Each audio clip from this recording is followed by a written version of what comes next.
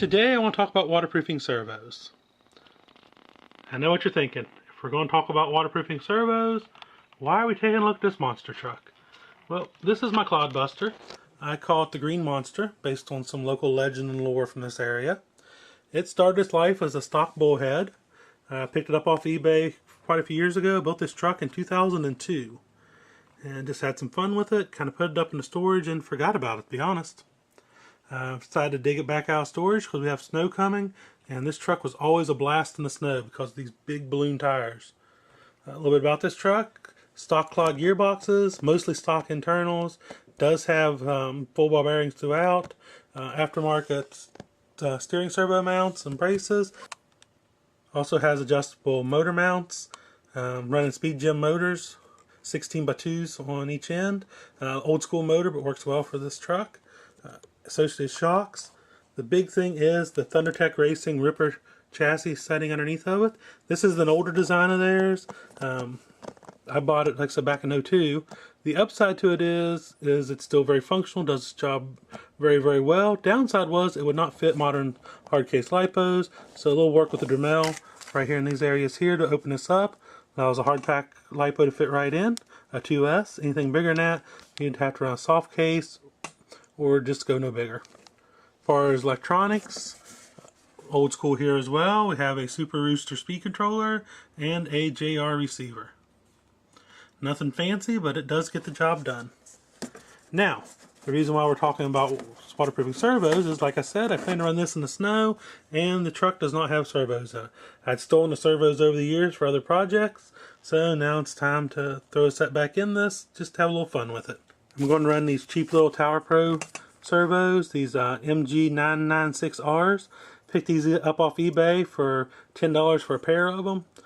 I know, not much. Some people have good luck with these, some don't.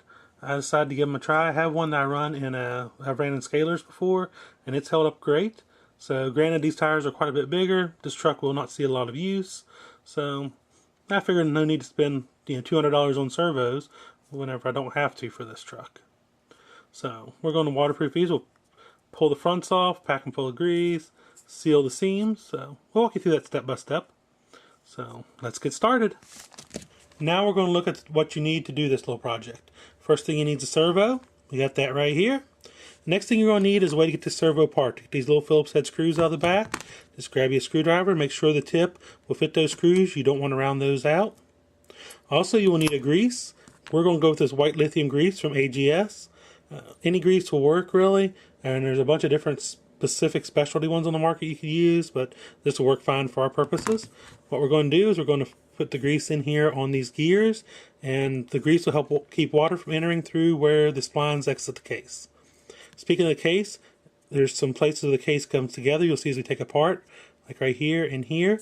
We will use this brush roll and liquid electrical tape to seal those areas so water can't seep and creep through there. There's a few different products you can use for this as well. This is just one I've been using for years, and I'm quite fond of it.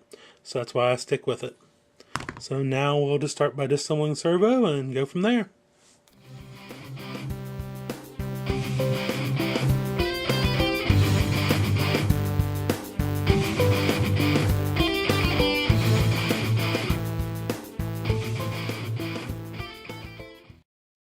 Now that we have the screws out, we're ready to separate the case on the servo. If you notice, there's a light line across right here, right below the ears. That is where we want to separate that. There's also a line right here at the bottom. We don't need to separate it down here. So it's right here at this line. We're going to grab it below the ears, grab the top by the ears, and pull it up. Might have to give it a little bit of a wiggle. And there it is, up and off. You'll notice that a gear stayed behind in the case. That's fine. And also there's this little seal in there. That's fine too.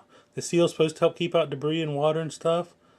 So it does an okay job, but we can make it do better. So what are we going to do now? Well, we're going to take our grease, and we're going to put some right here on the output shaft. What I'll do is this will go up against that seal, and that'll help prevent water from coming in. There we go. Now what we're going to do is we're going to take our case, our top, and we're going to slowly slide it back down. Make sure that we line this pin up in this gear right here. with the hole in this center gear here. You may have to wiggle it some to get the line back up because it can shift a bit when taking everything apart. So, let's take it here. Gently, see if we get lucky. Yep, there we go. It's back together. You can take your paper towel and wipe off a little bit of excess grease that oozes out if any did. And now we're ready to put the screws back in the bottom.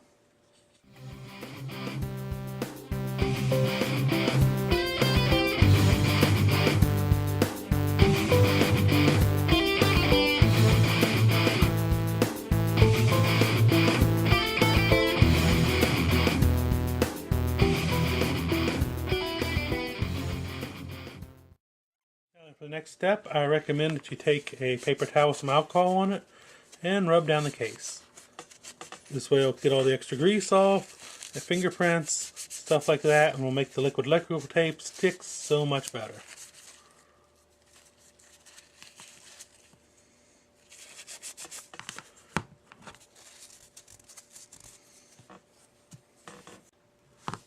Grab our electrical tape here, pull the lid off of it.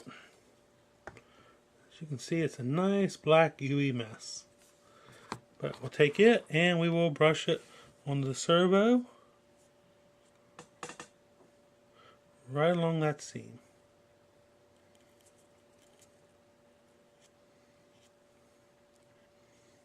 Under the ears and down along the seam on the bottom as well. A lot of times I just go ahead and cover up the screw holes as well because that is a spot where water can get in.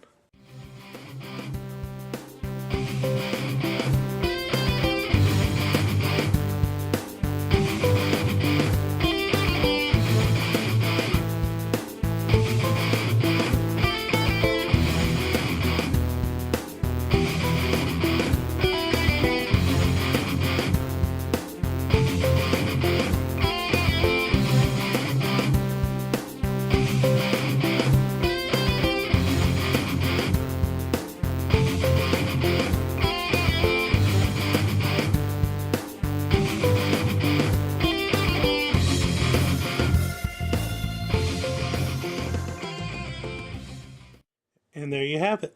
This servo's about ready to go. What I'll do, I'll hang it up to dry, and then after it dries, I will give it another coat, just for a little added protection, a little peace of mind. Do it just like I did the first one, and then she will be ready to install. Thanks for looking. If you have any questions, please post them down below. I'll do my best to answer them. Thank you for watching. Please subscribe for future updates, and don't forget to hit that like button.